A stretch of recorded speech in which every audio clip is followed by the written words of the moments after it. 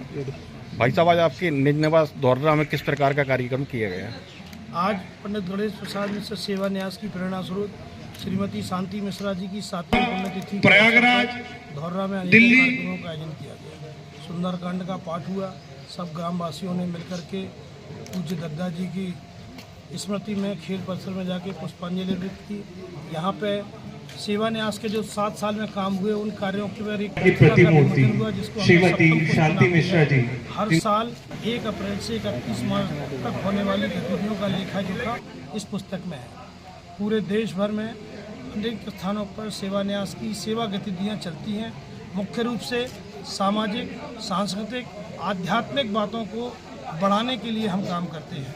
भीमकुंड का संस्कृत विद्यालय हो, चाहे प्रयागराज का माघ मेला हो, या इस साल 17 कैंपों सहित अभी तक कुल 41 कैंपों की संख्या हो, हम बड़े कैंपों का आयोजन करके पीड़ित मानवताओं की सेवा के लिए काम करते हैं। नर सेवा नारायण सेवा जो दद्दा जी का मूल वाक्य था, उस मूल वाक्य पर हम काम करते हुए आज धौर्रा की संपूर्ण तस्वीर और तकदीर बदलने के काम में लगे हैं। निश्चित रूप से आप सबके सहयोग से ही संभव है। न्यास के आगामी कार्यक्रम क्या?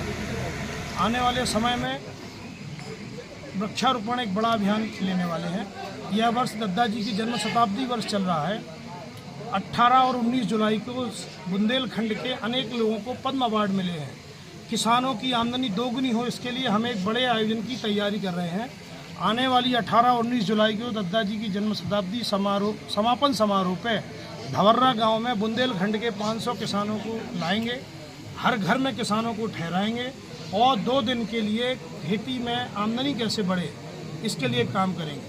पहला तो हमारा उद्देश्य था कि गांव में हर खेत तक बिजली पहुंचे, पानी पहुंचे, उस काम में हम सफल हुए। अब उनको नए ढंग से फलों की खेती, अन्य सब्जियों की खेती कैसे बढ़े, इसके लिए काम करेंगे।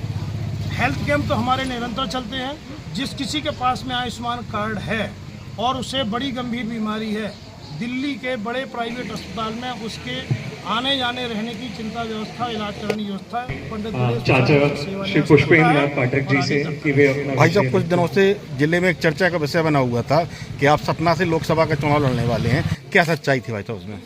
ऐसा चर्चा तो कुछ भी कोई भी कर सकता है, लेकिन हमारा जन्म धौर्रा गांव में हुआ तो मेरा उद्देश्य है कि धौर्रा का सर्वांगीण विकास हो।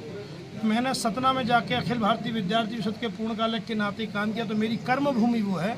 वहाँ से हमें राकेश से डॉक्टर राकेश बनने की अनुभूति मिली, इसलिए मुझे लगा कि सतना के भी लोगों को वो सब देना चाहिए जिन्होंने हमको मान सम्मान दिया। इसी क्रम में हमने वहाँ पर लगातार काम जारी रखे। चुनाव तो अभी हुए हैं। पिछले 7 सालों से हमारी ग्रीन एम्बुलेंस वहाँ रोज़ पेड़ लगाती है। किसी का जन्मदिन हो, मृत्यु की पुण्यतिथि हो या अन्य वैवाहिक वर्षगांठ के अवसर पर हम 1500 रुपये लेकर के पेड़ लगाने का एक बड़ा अभियान चला रहे हैं और 3700 पेड़ उसमें से जिंदा है। भाई साहब, आज ग्राम धौर्रा में डॉक्टर राकेश मिश्रा जी कहाँ किस प्रकार का कार्यक्रम किया गया है?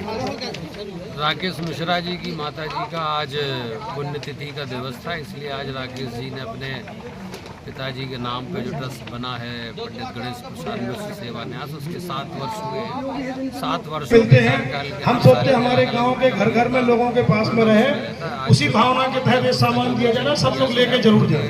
ट्रस्ट के द्वारा इस वर्ष किए गए कामों के विमोचन की पुस्तिका थी, उसको सप्तम पुष्प नाम दिया गया है, जिसका विमोचन हमने किया है। आगे भी भाई साहब इस प्रकार के कार्यक्रम कहाँ कहाँ होंगे? राकेश जी का मूल गांव चूँकि धौर्रा, इसलिए धौर्रा गांव में सारी गतिविधियां होती ही हैं। नौगांव में भी उनका पढ़ाई का कार्य क्षेत्र रहा, इसलिए नौगांव में भी गतिविधियां हुई हैं। और सतना उनका कार्य क्षेत्र रहा, जहाँ उन्होंने कर्मभूमि अपनी उसको विकसित की थी। वहाँ उन्होंने PhD की, बाकी पढ़ाई की, वहाँ पढ़ाया भी है कॉलेज में। विद्यार्थी परिषद के पूर्णकालिक भी वहाँ रहे वो, इसलिए सतना के लिए भी उनका समर्पण का भाव रहता है, इसलिए वहाँ भी उन्होंने काम किया। तो ये चारों क्षेत्र उनके सक्रिय रहेंगे, चारों तरफ वो इस दिशा में काम करते रहेंगे।